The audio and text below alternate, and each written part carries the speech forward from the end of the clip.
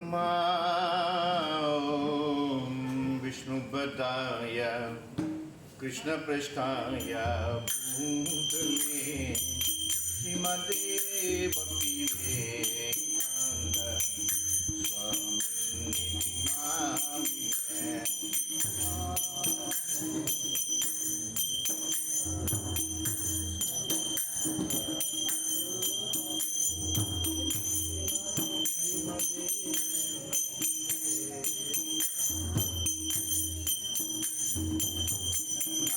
नमस्ते सरस्वती देवे गौरवाणी प्रचारिणे निर्विशेषं शून्यवादी पाश्चात्यदेशकारिणे।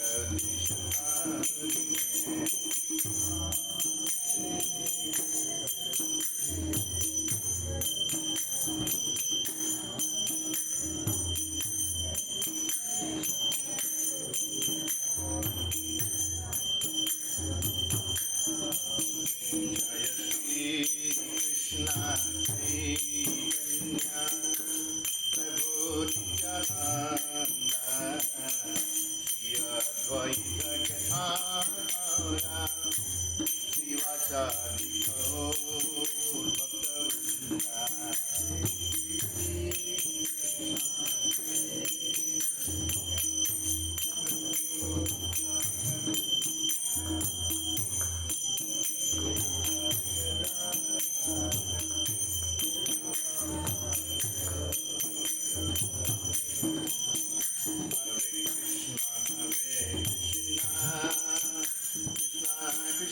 हरे हरे हरे राम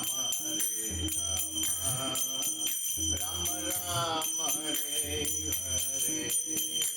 हरे कृष्णा कृष्णा कृष्णा हरे हरे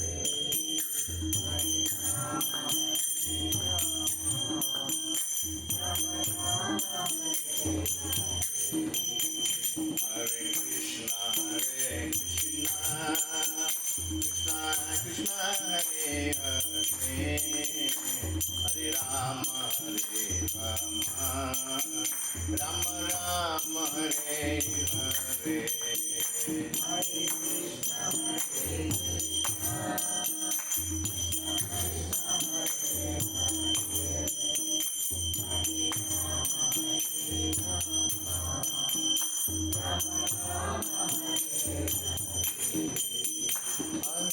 कृष्णा हरे कृष्णा कृष्णा कृष्णा हरे हरे हरे राम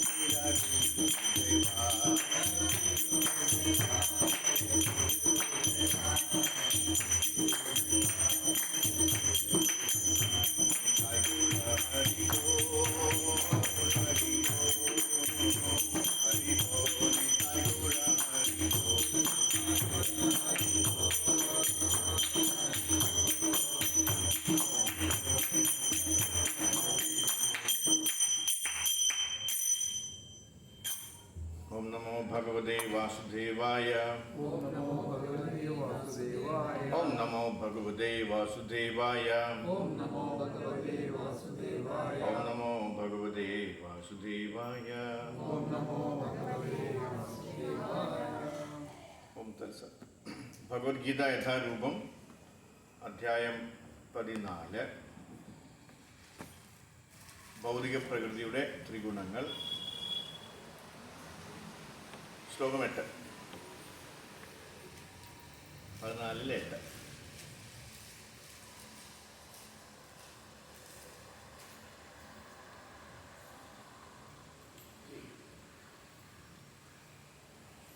തമസ്ത്വജ്ഞാനജം വിദ്ധി മോഹനം സർവദേഹിനാം പ്രമാദാലസ്യ നിദ്രാഭി നിബ്ധാനി ഭാരത തമസ്ത്വജ്ഞാനം വിദ്ധി മോഹനം സർവദേഹിനാം പ്രമാദാലസ്യ നിബ്രാവിം തന്നിബ്ധാനാനി ഭാരത തമസ്ത്വജ്ഞാനജം വിദ്ധി മോഹനം സർവദേഹിനാം പ്രമാദാലസ്യ നിദ്രാഭി നിബധ്നാതി ഭാരത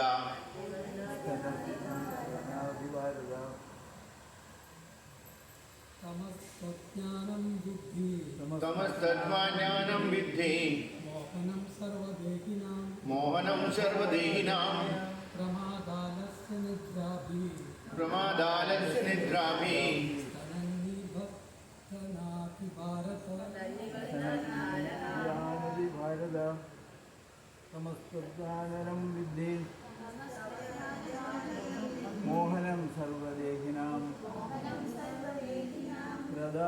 പ്രമാദാലസ്യ നിദ്രാഭി സന്നിദഗ്നാദി ഭാരത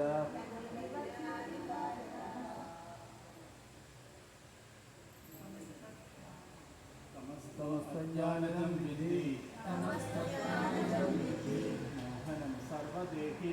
മോഹനം സർവദേഹിനാം പ്രമാദാലസ്യ നിദ്രാഭി തന്നിബന്ധനാദി ഭാരത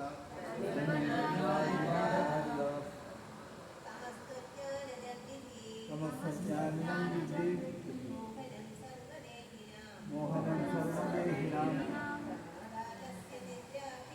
പ്രമാദാലസ്യ നിദ്രാഭി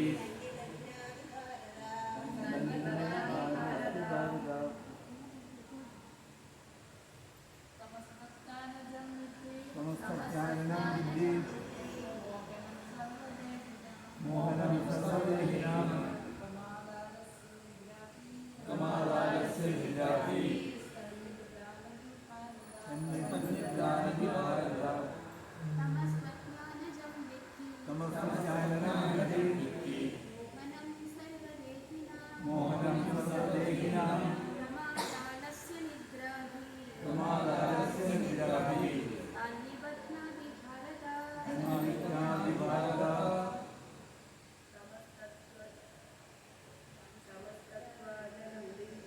സമസ്തജ്ഞാനം വിധി മോഹനം സർവദേഹിനാം പ്രമാദാലസ്യ നിദ്രാഭി സന്നിദഗ്നാദി ഭാരത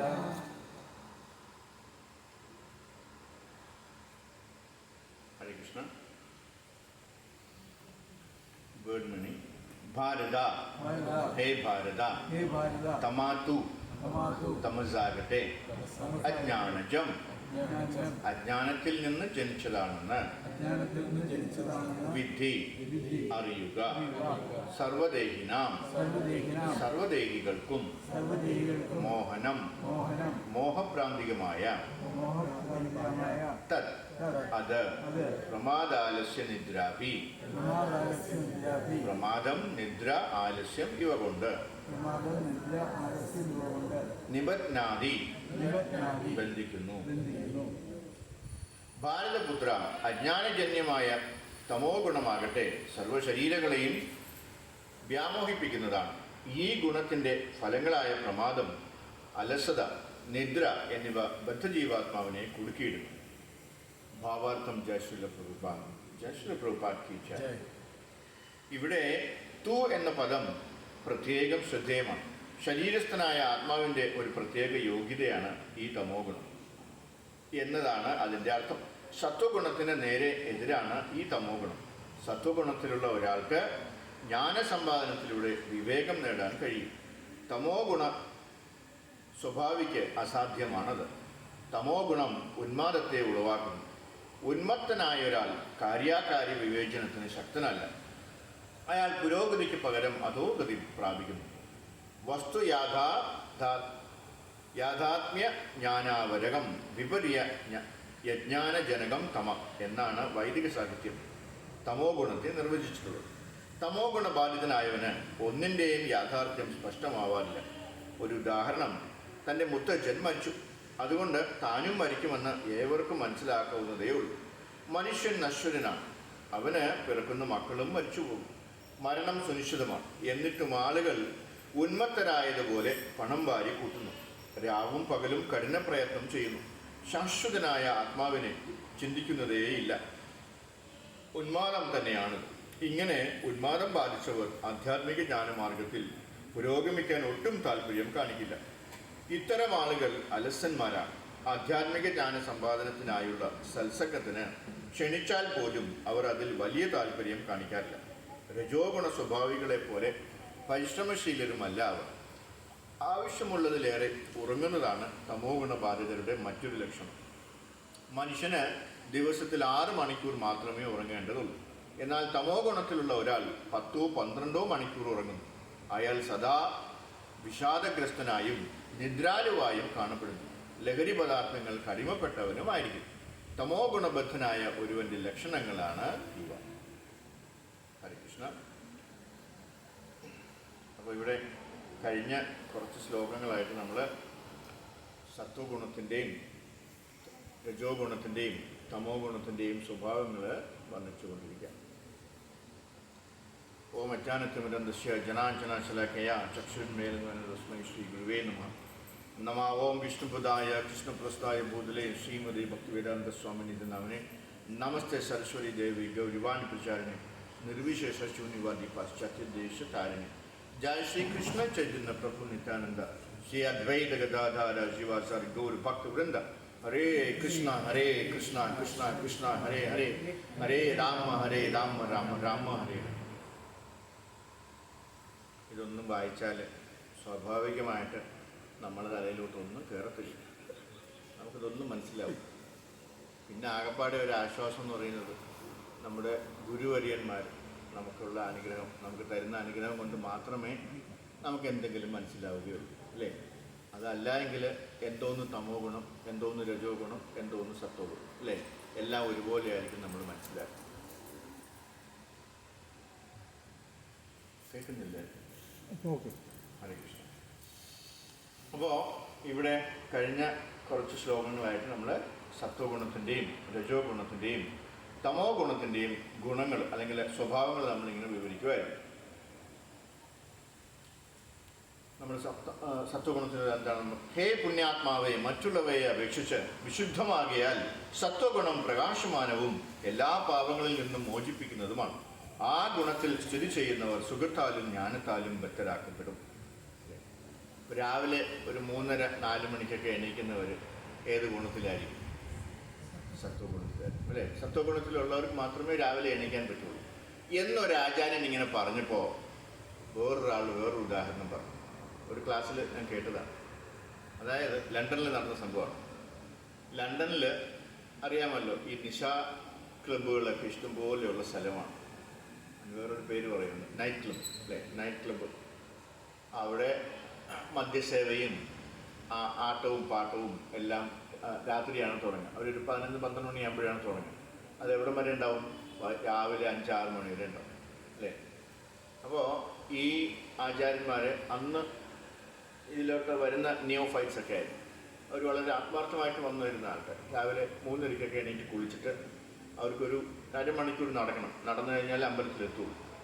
അങ്ങനെ നടന്നു പോകുന്ന വഴിക്കൊക്കെ അപ്പോൾ അവരൊരു ആൾക്കാരുണ്ട്. ഒരു 10-12 പേര് ഒരുമിച്ചാണ് പറയുക.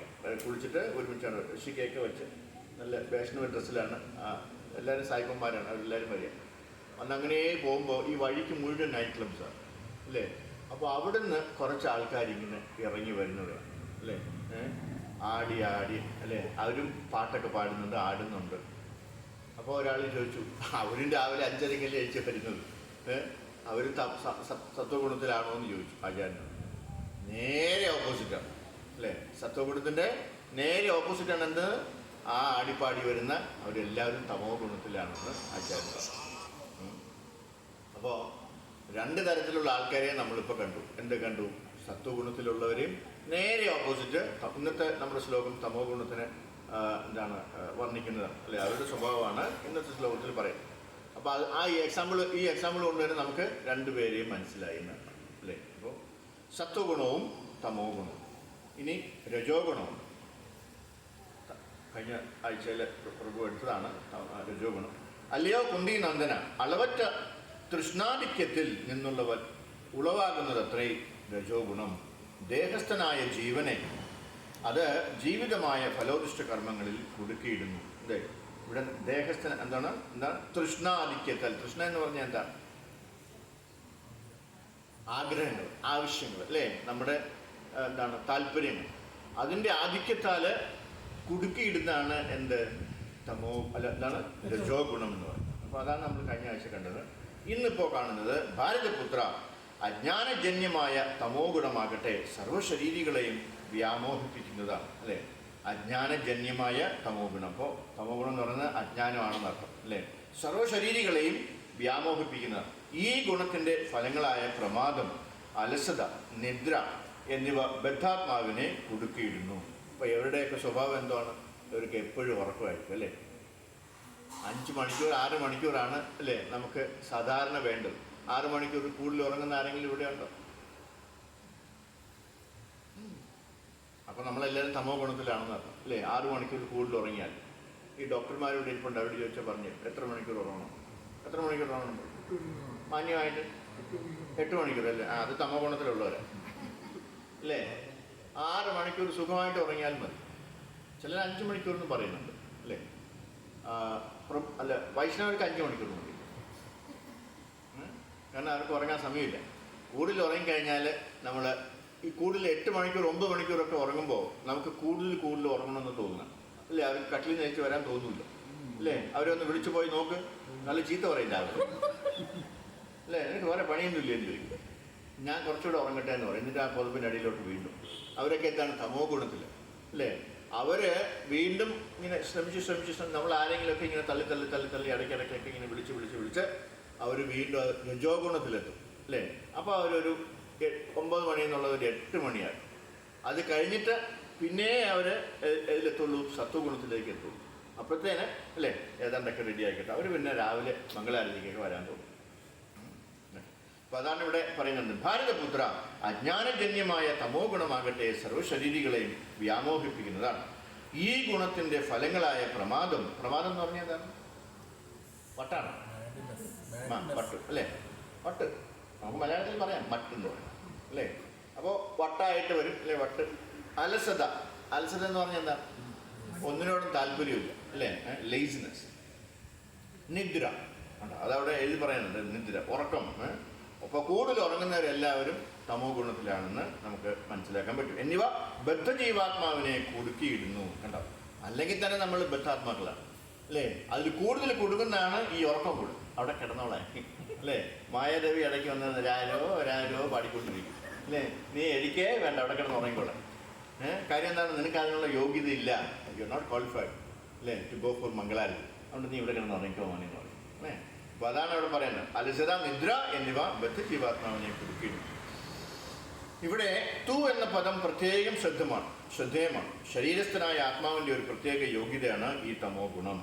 അപ്പോൾ ഈ ആത്മാക്കൾക്ക് എല്ലാവർക്കും ഉണ്ടാകുന്ന ഒരു യോഗ്യതയാണ് എന്ത്, ഒരു ക്വാളിഫിക്കേഷനാണ് എന്ത്, ഈ തമോ ഗുണം എന്ന് പറയുന്നത്. അപ്പോൾ നമ്മൾ ഉണ്ടാക്കിയിരിക്കുന്നത് അങ്ങനെയാണെന്നാണ് അല്ലേ. കൂടുതലും നമുക്ക് ഉറങ്ങാനുള്ള ഒരു ത്വര ഉണ്ടാവും, ഒരു താല്പര്യം ഉണ്ടാവും അല്ലേ.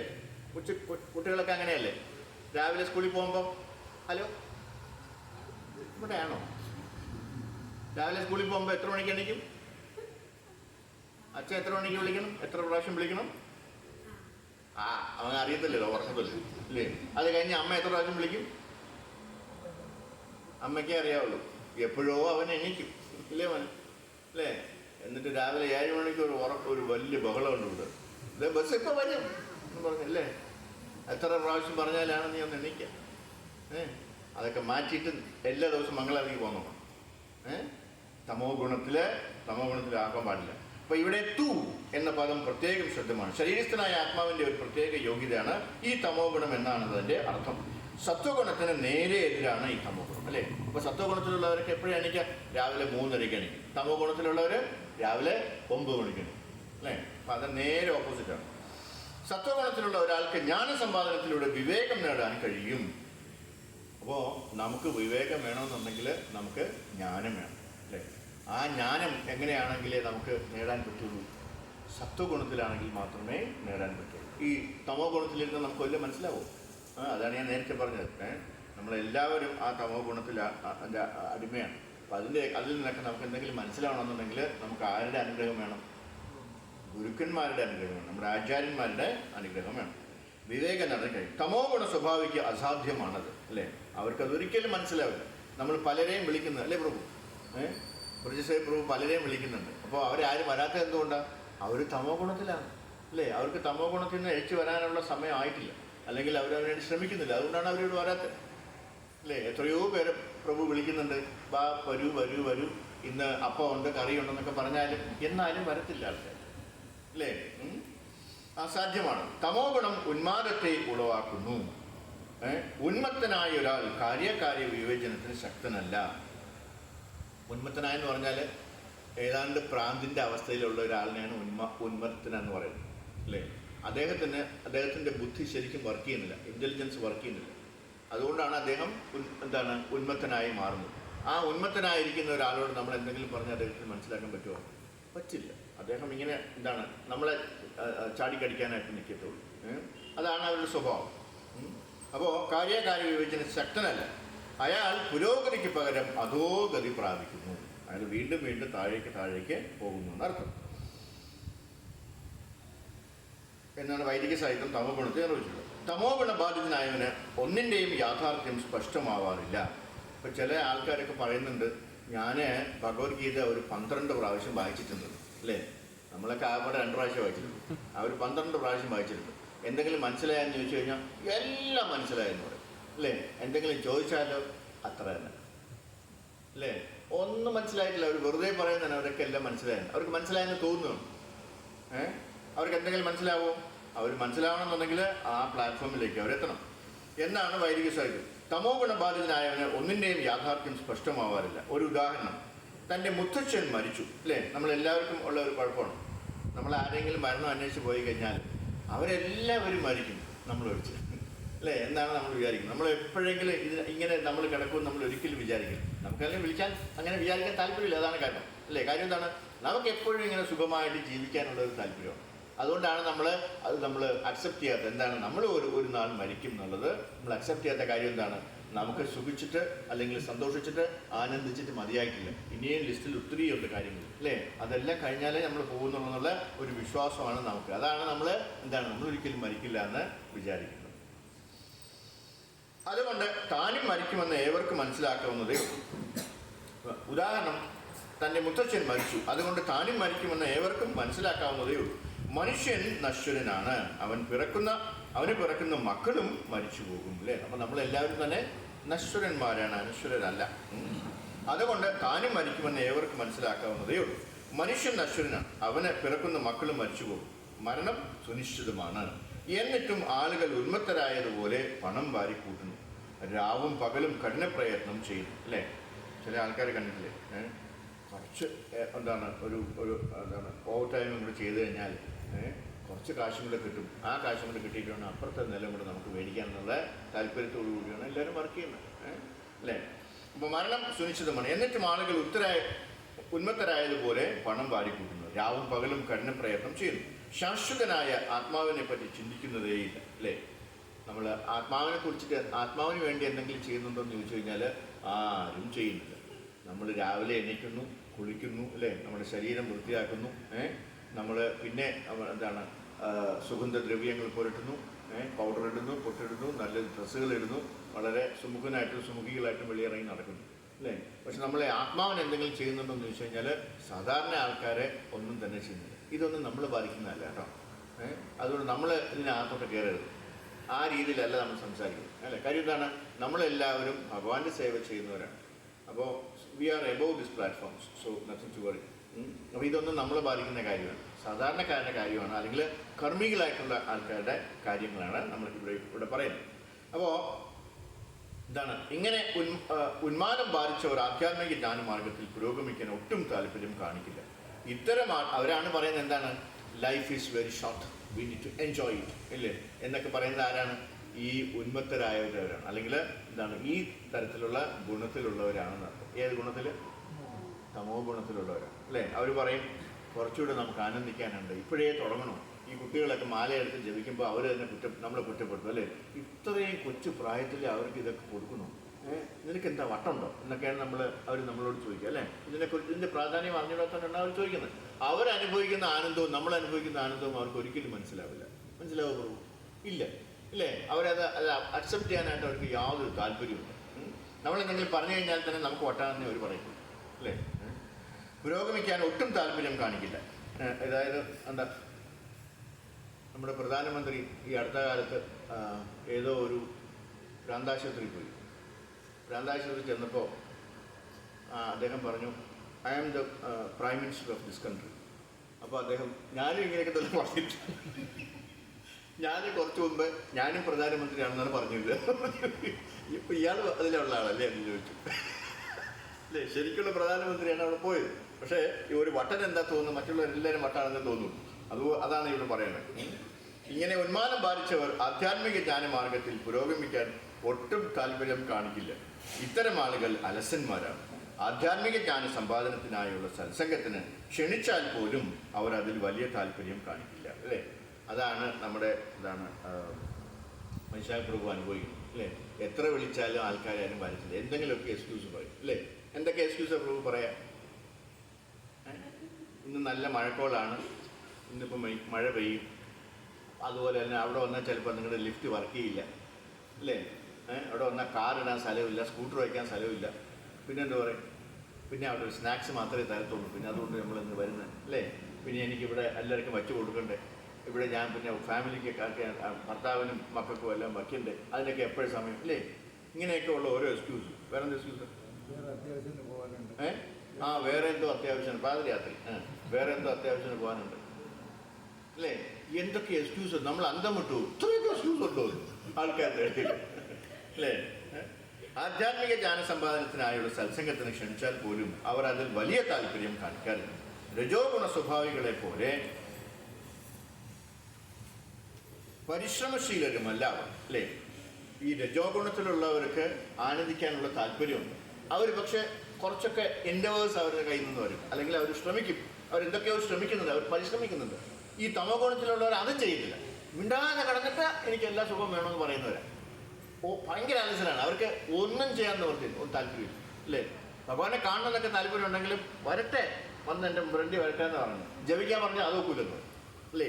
ജപിച്ചിട്ടിപ്പോൾ എനിക്ക് ഭഗവാനെ കാണേണ്ട ആവശ്യമില്ല എന്ന് പറയും. എന്താണ് എളുപ്പം? അപ്പോൾ അതാണ് ഇവിടെ ശീലരുമല്ല അവർ. എന്താണ് ഇവിടെ എന്താ പറഞ്ഞാൽ? രജോ ഗുണ സ്വഭാവികളെ പോലെ പരിശ്രമശീലരുമല്ല അവർ. ആവശ്യമുള്ളതിലേറെ ഉറങ്ങുന്നതാണ് തമോ ഗുണബാധിതരുടെ മറ്റൊരു ലക്ഷണം. മനുഷ്യന് ദിവസത്തിൽ 6 മണിക്കൂർ മാത്രമേ ഉറങ്ങേണ്ടതുള്ളൂ. എന്നാൽ തമോ ഗുണത്തിലുള്ള ഒരാൾ 10 12 മണിക്കൂർ ഉറങ്ങും, അല്ലേ? നേരത്തെ ആചാര്യൻ പറഞ്ഞത് നമ്മൾ 3:30 എണീറ്റ് കുളിച്ചിട്ട് നമ്മൾ മംഗളാരതിക്ക് പോകുമ്പോഴത്തേനാണ് അവർ ഇതെല്ലാം പരിപാടിയെല്ലാം കഴിഞ്ഞ് ഒരു 4-4:30 ആകുമ്പോഴത്തേനെ വെളിയിൽ ഇറങ്ങി വരുന്നത്, അല്ലേ? അപ്പോൾ അവരുടെ അവസ്ഥ എന്തായിരിക്കും? അവർ പിന്നെ പോയി കിടന്ന് ഉറങ്ങിയിട്ട് അന്ന് ഉച്ച വരെ 2 മണി വരെ 3 മണി വരെയൊക്കെയാണ് ഉറങ്ങുക, അല്ലേ?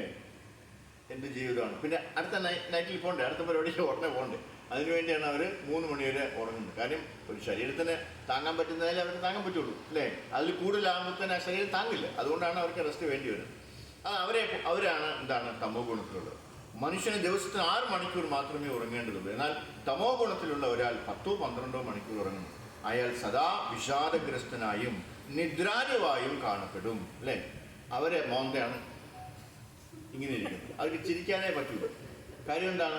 അവരെപ്പോഴും തമോ ഗുണത്തില്ല. ചില ആൾക്കാരെ കണ്ടിട്ടില്ല, അല്ലേ? അവർ ചിരിക്കത്തേ ഇല്ല. നോക്കുമ്പോൾ എല്ലാവരും ചിരിക്കുന്നു, അല്ലേ? ചിലരെ മോന്ത് ചിരി വരത്തില്ല. അവർ മോന്ത കണ്ടാൽ തന്നെ ഒരു പട്ടിയുടെ മോന്ത് പോലെ ഉണ്ടാവും, അല്ലേ? കാര്യം എന്താണ്? അവരെപ്പോഴും തമോ ഗുണത്തില്ല, അതുകൊണ്ടാണ് അവർക്ക് സത്വഗുണം വരുന്നില്ല. ആ സത്വഗുണത്തിൽ വരുമ്പോഴാണ് അവർക്ക് ആ ഒരു ചേതനയും, അല്ലേ? ഒരു വെളിച്ചമൊക്കെ വരുന്നത്. അവർ മുഖത്ത് നോക്കാൻ തന്നെ നമുക്ക് എന്ത് സന്തോഷമായിരിക്കും, നമുക്കും ഒരു ആനന്ദം കിട്ടും അവരെ കാണുമ്പോൾ. പക്ഷെ തമോ ഗുണത്തിലുള്ളവരെ ഈ സത്വം കൊണ്ട് കയറി വന്നല്ലോ എന്ന് വിചാരിക്കുന്നു, അല്ലേ? ചില ആൾക്കാരെ കണ്ടിട്ടില്ലേ, വന്നിങ്ങനെ ഒരുപാട് വലിച്ചിറങ്ങി കെട്ടിക്കൊണ്ടിരിക്കും, നമ്മളെ കണ്ടിട്ട് ഒട്ടും പിടിക്കാത്തതുപോലെ. അങ്ങനെ ഉള്ള ആൾക്കാരുണ്ട്. അവരെല്ലാവരും തമോ ഗുണത്തിലുള്ള. അയാൾ സദാ വിഷാദഗ്രസ്തനായും നിദ്രാനുവായും കാണപ്പെടും. ഇടയ്ക്കിടയ്ക്ക് ഇങ്ങനെ കോട്ടുവായിക്കൊണ്ടിരിക്കും. കണ്ടിട്ടുണ്ടോ അങ്ങനെയുള്ള ആൾക്കാർ, അല്ലേ? എപ്പോഴും കോട്ടുവായിക്കൊണ്ടിരിക്കും, സംസാരത്തിൽ പറഞ്ഞൊരു കോട്ടുവായിട്ട് അതിനിടയിൽ നമുക്കൊക്കെ കാണാൻ പറ്റുമോ? മണിക്കൂറുണ്ട്. അയാൾ സദാ വിഷാദഗ്രസ്തനായും നിദ്രാനുവായും കാണപ്പെടും. ലഹരി പദാർത്ഥങ്ങൾക്ക് അടിമപ്പെട്ടവനുമായിരിക്കും. അപ്പോൾ അയാൾ എന്തെങ്കിലുമൊക്കെ ലഹരിയും ഉപയോഗിക്കുന്നവരായിരിക്കും എന്നർത്ഥം. കാര്യം എന്താണ്? ചില ആൾക്കാർക്ക് ലഹരി ഇല്ലാതെ ഉറക്കാൻ പറ്റില്ല, അല്ലേ? ആ രീതിയിൽ അവർ എത്തിക്കഴിഞ്ഞു. കാര്യം എന്താണ്? അവരുടെ മനസ്സ് ഇങ്ങനെ കലങ്ങി മറിഞ്ഞിരിക്കുകയാണ്. തമോ ഗുണബദ്ധനായ ഒരുവന്റെ ലക്ഷണങ്ങളാണ് ഈ പറഞ്ഞതല്ല. അപ്പോൾ നമ്മൾ എന്തൊക്കെ കണ്ടു? അപ്പോൾ ഈ തമോ ഗുണത്തിലുള്ള ലക്ഷണങ്ങളാണ് നമ്മൾ കണ്ടത്. അപ്പോൾ ഞാൻ ചെറുതായിട്ട് ഒരു നോട്ട് എഴുതി വെച്ചിട്ടുണ്ടെന്ന് നോക്കാം. അപ്പോൾ അവരുടെ താല്പര്യം എന്ന് പറഞ്ഞാൽ അധിക ധനാഭിലാഷം, അല്ലേ? കൂടുതൽ സമ്പാദിക്കണം എന്നുള്ളൊരു താല്പര്യം, അതും എന്താണ്? തമോ ഗുണത്തിലുള്ളവരാണ്. നിത്യകർമ്മത്യാഗം എന്ന് പറഞ്ഞാൽ എന്താണ്? എല്ലാ ദിവസവും ചെയ്യേണ്ട കാര്യങ്ങൾ. ചില ആൾക്കാർ ജോലിക്ക് പോകില്ല, കണ്ടിട്ടുണ്ടവർ, അല്ലേ? ഭാര്യ എത്ര പറഞ്ഞാലും പോകില്ല.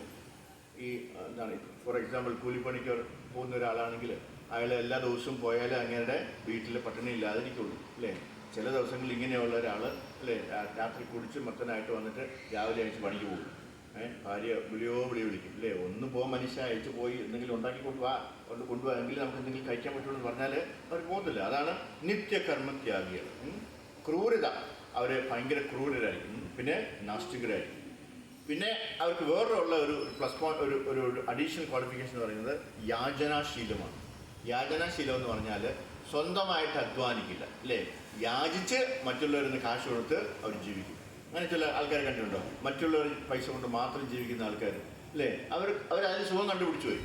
അവർക്ക് ഇഷ്ടംപോലെ കാശുണ്ട്. അവരെന്താണ് 5 പൈസയുടെ ജോലി അവർ ചെയ്യില്ല, മറ്റുള്ളവരുടെ പൈസ കൊണ്ട് അവർ ജീവിക്കും. അതിന് ഭയങ്കര ബുദ്ധിയുള്ളവരാണ് അവർ. അതാണ് യാചനാശീലം. അതൊക്കെ അലസതയുടെ ഒരു ഭാഗമാണ്. അശ്രദ്ധ, ഒന്നും ശ്രദ്ധയായിട്ട് ചെയ്യില്ല, ഇതും അവരുടെ ഒരു ക്വാളിറ്റിയാണ്. എന്താണ് അശ്രദ്ധ. പിന്നെ അവരെല്ലാവരും ഈ മയക്കുമരുന്നിന് അടിമപ്പെട്ടവരും പിന്നെ മദ്യപാനികളുമായിരിക്കും. ഇതൊക്കെയാണ് അവരുടെ ക്വാളിഫിക്കേഷൻസ്. പിന്നെ കൂടുതലും അവർ ഞാനാണ് ഈ ശരീരമെന്ന, ഞാൻ ഈ ശരീരമാണെന്നുള്ള വിശ്വാസം അല്ലേ. അതെന്തുകൊണ്ടാണ് വരുന്നത്? അജ്ഞത മൂലമാണ് അവർക്കുണ്ടാകുന്നത്. എല്ലാ പേരും ഭയങ്കര ഉറക്കം ഉള്ളവരായിരിക്കും. ഉറക്കം എന്ന് പറയുന്നത് ശരീരത്തിൻ്റെ ഒരു ആവശ്യമാണ് അല്ലേ. അന്ന് ചോദിക്കും, ഭക്തന്മാർ ഉറങ്ങുന്നില്ലേ അല്ലേ? ഭക്തന്മാർ ഉറങ്ങുന്നുണ്ട്. അവരുറങ്ങുമ്പോൾ അവരെന്ത് ചെയ്യും? അവർ ഭഗവാനെ ഇങ്ങനെ സ്വപ്നം കണ്ടുകൊണ്ടിരിക്കും അല്ലേ. അവരിങ്ങനെ ഭഗവാനെ ഇങ്ങനെ സ്വപ്നത്തിൽ ഓരോ കാര്യങ്ങൾ, ഭഗവാന്റെ ലീലകളൊക്കെ കണ്ടുകൊണ്ടിരിക്കും. തമോ ഗുണത്തിലുള്ളവരാണെങ്കിൽ അവർ സ്വപ്നമേ കാണില്ല, അതിനുള്ള അവസ്ഥയില്ല, അവർക്ക് ഉറങ്ങിപ്പോയി. ശുദ്ധഭക്തന്മാർ ഉറക്കത്തിൽ ഭഗവാനെ സ്വപ്നം കാണും. പക്ഷേ ആവശ്യത്തിലധികം ഉറങ്ങുന്നത് അലസന്മാരാണ്, അജ്ഞത അല്ലെങ്കിൽ തമോ ഗുണത്തിലുള്ളവരാണ്. പിന്നെ അവരുടെ സ്വഭാവം നമ്മൾ കണ്ടു. അവർ പുകവലിക്കുന്നവരായിരിക്കും. പിന്നെ മയക്കുമരുന്നുകളിന് അടിമപ്പെട്ടവരായിരിക്കും. അല്ലെങ്കിൽ മദ്യം സേവിക്കുന്നവരായിരിക്കും. അതിവിടെ എഴുതിയിട്ടുണ്ടല്ലേ, പ്രമദ, ആലസ്യം, നിദ്ര ആത്മാവിനെ ബന്ധിക്കും. പിന്നെ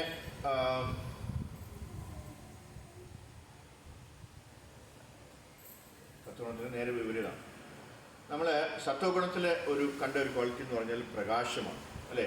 ആ പ്രകാശം ഞാൻ നേരത്തെ കണ്ടു, ഒരാളെ കണ്ടു കഴിഞ്ഞാൽ തന്നെ എങ്ങനെ ഇരിക്കും, നമുക്ക് എല്ലാം ശരിയായി കാണാൻ സാധിക്കും അല്ലേ. അങ്ങനെയുള്ളവർക്ക് എല്ലാവരും നേരെ വഴി ആയിരിക്കും അവർ കാണാൻ. ഫോർ എക്സാമ്പിൾ, ചില ആൾക്കാർ കണ്ടിട്ടില്ലേ, അവരെന്തെങ്കിലും വാ തുറന്നു കഴിഞ്ഞാൽ അവർ നെഗറ്റീവ് മാത്രമേ സംസാരിക്കുള്ളൂ. അങ്ങനെ ആരെങ്കിലും കണ്ടിട്ടുണ്ടോ അല്ലേ? അവർക്ക് ഈ പോസിറ്റീവായിട്ടുള്ളൊരു സംഭവമേ ഇല്ല, അവരെല്ലാം നെഗറ്റീവായിട്ടേ പറയുള്ളൂ അല്ലേ. ഇന്ന് മഴ പെയ്യും, അതുകൊണ്ട് ഞാൻ വരുന്നില്ല എന്ന് പറഞ്ഞു. ഇന്ന് എന്തിനാ അങ്ങനെ പറയണേ? വേണമെങ്കിൽ ഇങ്ങനെ പറഞ്ഞൂടെ അല്ലേ, ഇന്ന് ഞാൻ മഴ പെയ്യാതിരുന്നെങ്കിൽ മതിയായിരുന്നെങ്കിൽ എനിക്ക് വരാൻ പറ്റുള്ളൂ എന്ന് പറഞ്ഞാൽ എന്ത് രസമായിരുന്നു അല്ലേ. പക്ഷെ അവരങ്ങനെ പറയുന്നില്ല. അവരെങ്ങനെ പഠിച്ചത്? ഇന്ന് മഴ പെയ്യും, അതുകൊണ്ട് ഞാൻ വരുന്നില്ല. വെരി നെഗറ്റീവ്, അഡമൻ്റാണ്. അതാണ്. അപ്പോൾ അവർ നേരെ ഓപ്പോസിറ്റാണ് എന്ത്? സാത്വികരായിട്ടുള്ളത്. സാത്വികരെന്ന് പറയുന്നത് ഇന്ന് അവിടെ പ്രോഗ്രാം ഉള്ളതുകൊണ്ട് അവിടെ മഴ പെയ്യത്തില്ല അല്ലേ.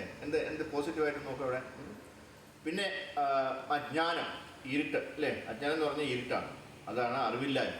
സത്യം, അവർക്ക് എന്ത് പറ്റും? സത്യം എന്താണെന്ന് കാണാൻ പറ്റില്ല. സൂര്യൻ ഉണ്ടെങ്കിൽ നമുക്ക് എന്തെങ്കിലും കാണാൻ പറ്റുള്ളൂ. ആ സൂര്യൻ ഇല്ലെങ്കിൽ അവിടെ ഇരുട്ടാണെന്ന് അർത്ഥം. ആ ഇരുട്ടാണെങ്കിൽ നമുക്കൊന്നും കാണാൻ പറ്റില്ല. അത് അവർക്ക് അപ്പോൾ ഒരിക്കലും അവർക്ക് സത്യത്തെ അറിയാൻ പറ്റില്ല, ഭഗവാനെ അറിയാൻ പറ്റില്ല എന്നർത്ഥം. അവരെന്തൊക്കെ കാട്ടിക്കൂട്ടുമെന്നറിയോ? അവർ ഈ ഭ്രാന്ത് വരുമ്പോൾ അവർ സ്വന്തം കൈയൊക്കെ ഈ ബ്ലേഡ് കൊണ്ട് മുറിക്കും. കണ്ടിട്ടുണ്ടോ അങ്ങനെ അവിടെ? ഡോക്ടർമാർ ഒരുപാട് കണ്ടിട്ടുണ്ടാകും അല്ലേ. മുറിച്ചിട്ട് അതിൽ ആനന്ദം കണ്ടെത്തുകയാണ്. അവർക്ക് ബാക്കി ഒന്നിലും ആനന്ദം കണ്ടെത്തുന്നതാണ് അവർ സ്വന്തം കൈയൊക്കെ മുറിക്കുന്നത് അല്ലേ. എൻ്റെ സ്കൂൾ ഏജിൽ എനിക്കൊരു സുഹൃത്തുണ്ടായിരുന്നു, എൻ്റെ കൂടെ ഇരിക്കുന്ന ആളാണ്. അങ്ങയുടെ കുഴപ്പമെന്ന് പറഞ്ഞാൽ എൻ്റെ സെയിം പ്രായം, ഞാൻ 7-ലും 8-ലും 9-ലും പഠിക്കുമ്പോഴാണ്. അവൻ്റെ വികൃതി എന്ന് പറഞ്ഞു കഴിഞ്ഞാൽ ഈ കുപ്പിച്ചില്ലുണ്ടല്ലോ, ഈ കേട്ടോണ്ടിരിക്കുന്ന സാധനങ്ങളൊക്കെ നാളെ തന്നെ തുറക്കുമെന്തോ ഇവിടെ ആൾക്കാരാവില്ല. ഞാൻ അവരെ ശ്രദ്ധിച്ചില്ല. അവരിതെന്നറിയോ, കുപ്പിച്ചില്ലിങ്ങനെ ഇട്ടിട്ട് ഈ കൈ ഇങ്ങനെ വെച്ചിട്ട് ഇങ്ങനെ തട്ടും. അപ്പോൾ ഇവിടെയൊക്കെ മുറിയിട്ടില്ലേ, അത് കാണുമ്പോൾ അവന് ഭയങ്കര ആനന്ദമാണ്. അപ്പോൾ അവൻ ആ ചെറിയ പ്രായത്തിലെ അല്ലേ, ആ തമോ ഗുണത്തിലായിരുന്നു. അതൊക്കെ എവിടെ നിന്ന് കിട്ടുന്നതാണല്ലോ ഇതൊക്കെ കണ്ടുപിടിക്കുന്നത്. അങ്ങനെയുള്ളവരാണ്. അപ്പോൾ അതൊക്കെ കൈ മുറിച്ച് അല്ലേ, സ്വന്തമായിട്ട് വേദന അനുഭവിച്ച് ആനന്ദിക്കുന്നവരാണ്. പിന്നെ അവരെന്ത് ചെയ്യും? ഈ ഹൊറർ മൂവികളൊക്കെ കാണും. അവർക്ക് അത് കാണാനാണ് താല്പര്യം. നമ്മുടെ രാമായണവും ഭാരതവും ഒന്നും അവർക്ക് ഒരു താല്പര്യം. പിന്നെന്താണ് അവർക്ക് ഈ ഹൊറർ അല്ലേ, എക്സോസിസ്റ്റ് അതൊക്കെ കാണാനാണ് അല്ലേ, നമ്മളെന്തെല്ലാം കണ്ടിരിക്കണം അല്ലേ, അങ്ങനെയുള്ള അതൊക്കെ കാണാനാണ് അവർക്ക് താല്പര്യം. അപ്പോൾ ഇതാണ് അവരുടെയൊക്കെ സ്വഭാവങ്ങൾ. ഹരേ കൃഷ്ണ. വളരെ ചെറിയൊരു ശ്ലോകമാണ്, ഇതിൽ കൂടുതലൊന്നും പറയാനില്ല. നമുക്ക് ഒരു സമയമുണ്ട് എന്തെങ്കിലും സംസാരിക്കും, എന്തെങ്കിലും ചോദിച്ചു. ചോദിച്ചു. ഹരേ കൃഷ്ണ. ഗുരു, ഈ സത്വഗുണം, രജോ ഗുണം, തമോ ഗുണം, ഈ മൂന്ന് ഗുണങ്ങളും ഈ മൂന്ന് ഗുണത്തിൽ ഹാബിറ്റ് അനുസരിച്ചല്ലേ ഈ മൂന്ന് ഗുണത്തിലും പെടുന്നത്. നമ്മുടെ ഹാബിറ്റ് അനുസരിച്ചിട്ട് ഈ മൂന്ന് ഗുണങ്ങളും അഡിക്റ്റ് ആവുന്നത്. തീർച്ചയായിട്ടും നമ്മുടെ ഹാബിറ്റ്സാണ് നമ്മൾ ഈ ത്രിഗുണങ്ങളിൽ നമ്മളെ അടിമയാക്കുന്നത്. അതിൻ്റെയൊക്കെ മെയിൻ കാരണം അസോസിയേഷനാണ്. നമ്മൾ ഒരു ചൂതാട്ടക്കാരനെയാണ് അല്ലെങ്കിൽ ചീട്ടുകളിക്കാരനെയാണ് നമ്മൾ കൂട്ടുകൂടുന്നെങ്കിൽ നമ്മൾ എന്ത് ചെയ്യും? നമ്മൾ നല്ലൊരു ചീട്ടുകളിക്കാരനാവാൻ ശ്രമിക്കും, ചൂതാട്ടക്കാരൻ അല്ലേ? നമ്മൾ നേരെ മറിച്ച് നല്ലൊരു സാത്വികനായിട്ടുള്ള ഒരു ഭക്തനെയാണ് നമ്മൾ കൂട്ടുകൂടുന്നെങ്കിൽ നമ്മളെന്ത് ചെയ്യും? അദ്ദേഹം കാണിക്കുന്നത് പോലെ നമുക്ക് കാണിക്കാൻ ശ്രമിക്കും അല്ലേ? So there is association. Bad association കിട്ടിക്കഴിഞ്ഞാൽ നമ്മൾ തമോ ഗുണത്തിലോട്ടോ രജോ ഗുണത്തിലോട്ടോ പോകും. നല്ല അസോസിയേഷൻ കിട്ടിക്കഴിഞ്ഞാൽ നമ്മൾ സത്വ ഗുണത്തിലേക്ക് പോകും അല്ലേ? അപ്പോൾ എന്ത് വേണം? നമ്മൾ അസോസിയേഷൻ വളരെ സൂക്ഷിച്ച് വേണം സ്വീകരിക്കാൻ. കൂടുതലും ഇപ്പോൾ കുട്ടികളൊക്കെ സ്കൂളിലൊക്കെ പഠിക്കുകയാണെങ്കിൽ ഈ വികൃതത്തിനെ കാണിക്കുന്നവരൊക്കെ എവിടെയായിരിക്കും ഇരിക്കുക? ഏറ്റവും ബാക്ക് ബെഞ്ചിലായിരിക്കും അല്ലേ, പുറകിൽ. അപ്പോൾ എല്ലാവരുടെ ശ്രദ്ധ അങ്ങോട്ടാണ്. കാര്യം എന്താണ്? അവരവിടെ എന്താ ചെയ്യുന്നതെന്നാണ് എല്ലാവരും ശ്രദ്ധിക്കുന്നത്. ടീച്ചർ പഠിപ്പിക്കുന്നില്ല. കാര്യം എന്താണ്? നമ്മളൊക്കെ ഒരു ത്വരയുണ്ട് അതിൽ കൂടാനായിട്ട്. അത് എങ്ങനെയാണോ അത് എങ്ങനെ സ്റ്റോപ്പ് ചെയ്യാൻ പറ്റും? ഒരു ഭക്തനായിട്ടുള്ള ഒരാൾക്ക് അതിനോട് താല്പര്യം ഉണ്ടാവില്ല അല്ലേ? ഭഗവാന്റെ കാര്യങ്ങൾ കേൾക്കാനായിരിക്കും താല്പര്യം. നേരെ മറിച്ച് അഭക്തനായിട്ടുള്ളവർ അല്ലെങ്കിൽ ഈ ഭക്തിമാർഗത്തിൽ നിന്ന് യാതൊരു ചായവും ഇല്ലാത്ത ഒരു ഫാമിലിയിൽ നിന്നാണ് വരുന്നതെങ്കിൽ തീർച്ചയായിട്ടും അവരുടെ കൂട്ട് ആ തമോ ഗുണത്തിലുള്ള കൂട്ടുകാരുടെ. അപ്പോൾ നമ്മൾ ആ കുഞ്ഞു പ്രായത്തിൽ തന്നെ നമ്മൾ എന്ത് ചെയ്യണം? അസോസിയേഷൻ വളരെ സൂക്ഷിച്ച് വേണം സെലക്ട് ചെയ്യാൻ. ആ സെലക്ഷൻ നമ്മൾ കറക്റ്റ് ആവുകയാണെങ്കിൽ നമ്മുടെ ഗതി നല്ല ഗതിയിലേക്ക് പോകും. അതല്ല മോശപ്പെട്ട കൂട്ടുകാരാണെങ്കിൽ നമ്മുടെ ഗതി അതുപോലെ പോകും. ഇങ്ങനെ കുറച്ച് സെലക്റ്റീവായിട്ട് ചെയ്യുന്നത് തെറ്റില്ല? ഒരു തെറ്റുമില്ല. സെലക്റ്റീവ് ആവണമെന്ന് പറയാം. പ്രത്യേകിച്ച് ആ ഒരു പ്രായത്തിൽ ഇറ്റ്സ് വെരി ഡിഫിക്കൽട്ട്. കാര്യം എല്ലാവർക്കും തെറ്റ് അല്ലെങ്കിൽ വികൃതി കാണിക്കുന്ന അല്ലെങ്കിൽ തെറ്റ് ചെയ്യുന്ന ആൾക്കാരോടാണ് കൂടുതൽ ഇഷ്ടം. ഞാൻ സ്കൂളിൽ പഠിച്ചിരുന്ന സമയത്ത് അവിടെ ഒരു SFI നേതാവുണ്ടായിരുന്നു. ഞാൻ SFI എന്ന് പറയാൻ പാടില്ല അല്ലേ. അവർ കുട്ടികളുടെ നേതാവ് ഇങ്ങനെ മുടിയൊക്കെ ഇങ്ങനെ നീട്ടി വളർത്തി ഭയങ്കര ഹിപ്പിയായിട്ടൊക്കെ നടന്നവരാണ്. ഭയങ്കര ആൾക്കാരേ ഉള്ളൂ കണ്ടാൽ. പക്ഷെ he was the hero of the school അല്ലേ? എല്ലാ പെൺകുട്ടികളും അതിൻ്റെ പുറകിലാണ്. എന്ത് കണ്ടിട്ടാണ്? ഒരിതുമില്ല. പക്ഷേ അങ്ങനെ കാരണം സമരത്തിൻ്റെ ഫ്രണ്ടിൽ കല്ലെറിയുന്നതിന് മുമ്പിൽ ടീച്ചർമാർ ചീത്ത പറയുന്നതിന് മുമ്പിൽ അല്ലേ, ടീച്ചർമാരുടെ ബാഡ് നെയിംസൊക്കെ എഴുതി വയ്ക്കുന്ന അവനാണ് എഴുതി വയ്ക്കുന്നത് ചെവരിൽ അല്ലേ? അങ്ങനെയുള്ള വികൃതനങ്ങൾ കാണിക്കുന്ന ഒരുത്തനായിരുന്നു. അവൻ്റെ കൂടെ ആയിരുന്നു ഏറ്റവും കൂടുതൽ കുറ്റം. അവൻ ഇലക്ഷനൊക്കെ നിന്ന് കഴിഞ്ഞാൽ തീർച്ചയായിട്ടും ചെയ്യും. കാര്യം എന്താണ്? ആൾക്കാരുടെ ത്വര അതാണ്, ആൾക്കാരുടെ താല്പര്യം അതാണ്. അങ്ങനെയുള്ളവരെ പ്രോത്സാഹിപ്പിക്കാൻ, അങ്ങനെയുള്ളവരുടെ പുറകെ പോകുക. ഇപ്പോൾ ഇവിടെ തന്നെ ഏതെങ്കിലും ഇപ്പോൾ നമ്മളെല്ലാ പേപ്പറിലും കാണുന്നുണ്ടല്ലോ അല്ലേ? ഇപ്പോൾ ആരെങ്കിലും എന്തെങ്കിലും വളരെ മോശപ്പെട്ട ഒരു പ്രവൃത്തി പബ്ലിക്കലി കാണിക്കുകയാണെങ്കിൽ അവനെ സപ്പോർട്ട് ചെയ്യാനായിട്ട് എത്രയോ ആൾക്കാരാണുള്ളത്. നേരെ മറിച്ച് നല്ല സൽപ്രവൃത്തി ചെയ്യുന്നവനെ നോക്കാനായിട്ട് ഒന്ന് സപ്പോർട്ട് ചെയ്യാനായിട്ട് ആരുണ്ടാവില്ല അല്ലേ? നമ്മളിപ്പോൾ RCSൽ അന്നദാനം ചെയ്യുന്നു, എത്ര പേരുണ്ട് സപ്പോർട്ട് ചെയ്യാനായിട്ട് അല്ലേ? അവരെന്തോ ചെയ്യുന്നുണ്ടെന്നുള്ള നിലയിൽ. നേരെ മറിച്ച് വേറെ എന്തെങ്കിലും മോശപ്പെട്ട കാര്യങ്ങളാണ് ചെയ്തിരുന്നെങ്കിൽ TV-ക്കാരും ഈ റിപ്പോർട്ടുകാരും എല്ലാവരും നമ്മൾ പറയുന്നതാണ് നമ്മളെന്ത് ചെയ്യുന്നതെന്ന് അറിയാനായിട്ട്. അതെല്ലാം പേപ്പറിൽ എല്ലാ ദിവസവും വളരെ കാര്യമായിട്ട് വരുന്നത്. കാര്യം എന്താണ്? ഇതൊക്കെ വായിക്കാനാണ് ആൾക്കാർക്ക് താല്പര്യം. ആ താല്പര്യം ഈ പത്രക്കാർക്ക് നന്നായിട്ട് ചൂഷണം ചെയ്യും. നമ്മൾ വഴിവിട്ട് പോകും. ഓരോ ഗുണത്തിൻ്റെയും പ്രധാനവും ആ ഗുണത്തിൽ ഒരു വ്യക്തിക്ക് ആത്മീയപരമായിട്ട് പുരോഗമിക്കാനുള്ള തടസ്സങ്ങളും നമ്മൾ പറഞ്ഞാൽ സ്വാഭാവികമായിട്ട് ഈ ലോകത്തിൽ ഇടപഴകുമ്പോൾ പൊതുവെ പറഞ്ഞ പോലെ അങ്ങനെ തമോ ഗുണ പ്രേരിതമാണ് ഈ ലോകം. കൂടുതലും തമോ ഗുണത്തിലും രജോ ഗുണത്തിലും അടിസ്ഥാനപ്പെടുത്തിയുള്ള ഒരു ലോകമാണ്. നമ്മളെന്ത് കാര്യം എടുത്താലും, ഇപ്പം മൊബൈൽ എടുത്ത് നോക്കിയാലും പത്രമാധ്യമങ്ങൾ എടുത്താലും സമൂഹത്തിൽ നമ്മുടെ ജോലിപരമായിട്ട് ആൾക്കാരുമായിട്ട് ഇടപഴകുമ്പോഴും ഒക്കെ അതിലെ രാഷ്ട്രീയവും അങ്ങനെ എല്ലാ കാര്യത്തിലും ഈ രജോ ഗുണത്തിലും തമോ ഗുണത്തിലുമാണ് കൂടുതലായിട്ടിരിക്കുന്നത്. ഭക്തന്മാർ ഇപ്പം ആ ഒരു ക്ഷേത്രത്തിൽ നിന്ന് ക്ഷേത്രത്തിൻ്റെതായ കാര്യങ്ങൾ ചെയ്യുന്ന ഒരു വ്യക്തിക്ക് സത്വഗുണത്തിലുള്ളവരോടും ആത്മീയപരമായിട്ട് വിശുദ്ധ സത്വഗുണത്തിലുള്ള വ്യക്തികളുമായിട്ടും ഇടപഴകാനായിട്ട് സാധിക്കും. പക്ഷെ അതേസമയം പുതുതായിട്ട് ഭക്തിയിലേക്ക് തുടങ്ങുന്ന ഒരു വ്യക്തിക്ക് അയാൾക്ക് ആ അസോസിയേഷൻ ഇമ്മീഡിയറ്റ്ലി കളയാൻ പറ്റുന്നില്ല. കാരണം ജോലിയുമായിട്ട് ബന്ധപ്പെട്ട ഒരുപാട് ഘടകങ്ങളുണ്ട്. അപ്പോൾ ആ ഒരു സന്ദർഭത്തിൽ ഈ തമോ ഗുണത്തിൻ്റെയും രജോ ഗുണത്തിൻ്റെ സ്വാധീനം ഇല്ലാതെ ആ വ്യക്തിക്ക് ആത്മീയപരമായിട്ട് വരാൻ എങ്ങനെയാണ് സാധിക്കുന്നത്? It is the duty of the mentor. ഇയാൾ ഈ എന്താണ് ആത്മീയമായിട്ട് വരാൻ ഒരു കാരണം പ്രേരകമായിട്ടുള്ള ഒരാളുണ്ടാവും.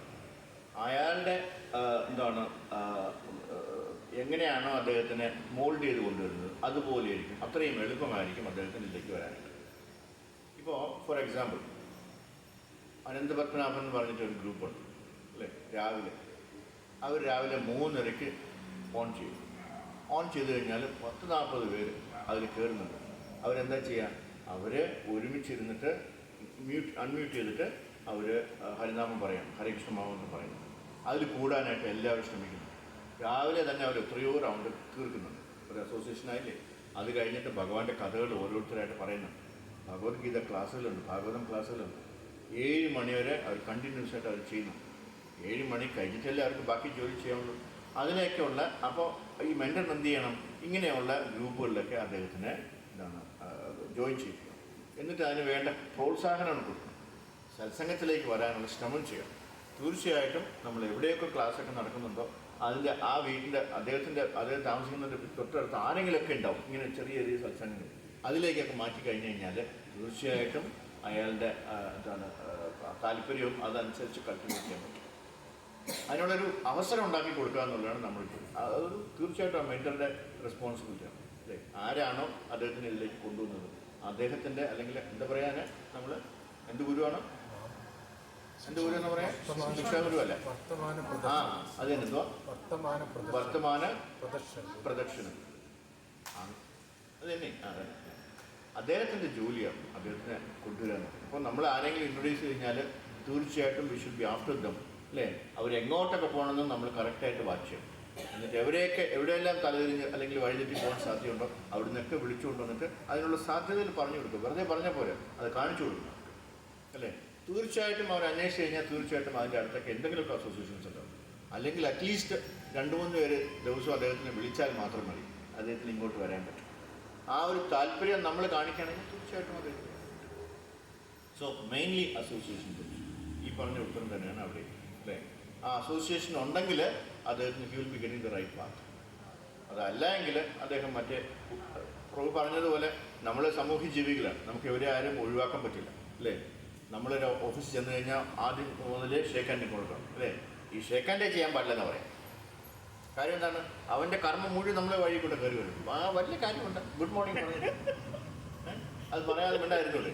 ഞാൻ വളരെ കഷ്ടപ്പെട്ടിട്ടുണ്ട് അത് പറയാതിരിക്കാൻ. കാരണം എല്ലാ അറബികളാണ്, നല്ല ആൾക്കാരാണ് അല്ലേ. അവർ ഓടി വന്ന് ആദ്യം ചെയ്യുന്ന ഗുഡ് മോർണിംഗ് പിള്ളേർ പോലും. പക്ഷെ ഞാൻ കുറേ കഴിഞ്ഞപ്പോൾ ഞാൻ കൈ മാറ്റി വെച്ചു. ഗുഡ് മോർണിംഗ് പറയും അല്ലേ. ആദ്യം അവരെ കൈയൊക്കെ നീട്ടിക്കൊണ്ട് വരും, പിന്നെ ഇയാളെ കൈ നീട്ടില്ലെന്ന് പറഞ്ഞുകൊണ്ട് പിന്നെ അവർ വരത്തില്ല. അതുപോലും ചെയ്യാൻ പാടില്ലെന്ന് പറയും. ചെയ്ത് കഴിഞ്ഞാൽ അതിൽ ആ കർമ്മം മുഴുവൻ നമുക്ക് വരും വന്നുകൊണ്ടിരിക്കും അല്ലേ. ആ ഷേക്കാൻ ജോലി കറണ്ട് പാസ് ചെയ്യുന്ന പോലെ അങ്ങനെയൊക്കെ സൂക്ഷിക്കണം. സൂക്ഷിച്ചു കഴിഞ്ഞാൽ ഇതൊന്നും ഈ വരുന്ന നിയോ ഫൈറ്റിന് അറിയാൻ പറ്റില്ല. അതൊക്കെ പറഞ്ഞു കൊടുത്തു കഴിഞ്ഞാൽ ഡെഫിനറ്റ്ലി ഇത്രയും കിട്ടിയ പ്രഭുവിന് വേണ്ടിയല്ല, നമുക്ക് വേണ്ടിയാണ് ചോദിച്ചത്. ഹരേ കൃഷ്ണ. വേറെ എന്തെങ്കിലും ക്വസ്റ്റ്യൻസ്? സമയമുണ്ട്. മാതാജിമാർ ഹരിപ്രിയമാരെ ചോദിച്ച് ബാക്കി എല്ലാവർക്കും ചോദിക്കാം.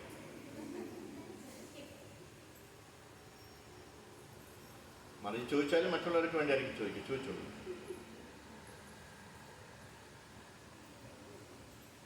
കഴിഞ്ഞോ? എന്താ? हरे कृष्णा. श्रीमद् भगवद गीता ग्रंथराज की जय. श्रील प्रभुपाद की जय. गुरुदेव की जय. ഇന്നത്തെ പ്രസ്ഥാനം ഹരേ കൃഷ്ണ. ഇന്നത്തെ പ്രസാദത്തിനൊരു വലിയ പ്രത്യേകതയുണ്ട്. നമ്മളെല്ലാം വിട്ട് നേരത്തെ ഇവിടുന്ന് പോയ ഒരാൾ തിരിച്ചു വന്നിട്ടുണ്ട്. നമ്മളെ വളരെ മിടുക്കനായിട്ട് പോയത് അഖിലായിട്ടാണ് അല്ലേ, തിരിച്ചു വന്നത് അജാമിലിനായിട്ടാണ്. അതൊരു നല്ലൊരു ഭയങ്കര ഒരു മാറ്റമാണ്. അജാമിലെ ദാസ്, അജാമിലെ പ്രഭു. നമുക്ക് അജാമിലെ പ്രഭുവാണ്. അജാമിലെ പ്രഭുവാണ് ഇന്നത്തെ പ്രസാദം സ്പോൺസർ ചെയ്തിരിക്കുന്നത്. അങ്ങനെ ഒരു വലിയ മനസ്സ് തോന്നിയാൽ ഒരുപാട് സന്തോഷമുണ്ട്. സ്വന്തമായിട്ട് ഉണ്ടാക്കിയതാണല്ലേ. അങ്ങനെ ഒരു പ്രത്യേകത കൊണ്ടുണ്ട്. കഴിച്ചു നോക്കണം കേട്ടോ. കഴിച്ചു നോക്കിയിട്ട് പറയാം എങ്ങനെയുണ്ട്. എന്തായിരുന്നാലും അജാമിലിന് ഇനിയും ഉയരങ്ങളിലേക്ക് ആത്മീയമായിട്ട് വരാനായിട്ട് നമുക്ക് ഭഗവാനോട് ആത്മാർത്ഥമായിട്ട് ഹരേ കൃഷ്ണ മഹാമന്ത്രം പറയാം. ഹരേ കൃഷ്ണ കൃഷ്ണ കൃഷ്ണ ഹരേ ഹരേ, ഹരേ രാമ രാമ രാമ ഹരേ ഹരേ, ഹരേ കൃഷ്ണ കൃഷ്ണ കൃഷ്ണ ഹരേ ഹരേ, ഹരേ രാമ രാമ ഹരേ ഹരേ. ഇനി പോയിട്ട് പൊറോട്ട ഉണ്ടാക്കി പഠിക്കണം കേട്ടോ അല്ലേ. അപ്പോൾ അടുത്ത പ്രാവശ്യം നമുക്ക് പൊറോട്ട കിട്ടും. ഹരേ കൃഷ്ണ 3 ദിവസം പറഞ്ഞിട്ടുണ്ട്. ഹരേ കൃഷ്ണ കൃഷ്ണ കൃഷ്ണ ഹരേ ഹരേ, ഹരേ രാമ രാമ രാമ ഹരേ ഹരേ. അജാമലി പ്രഭു, താങ്ക് യു സോ മച്ച്.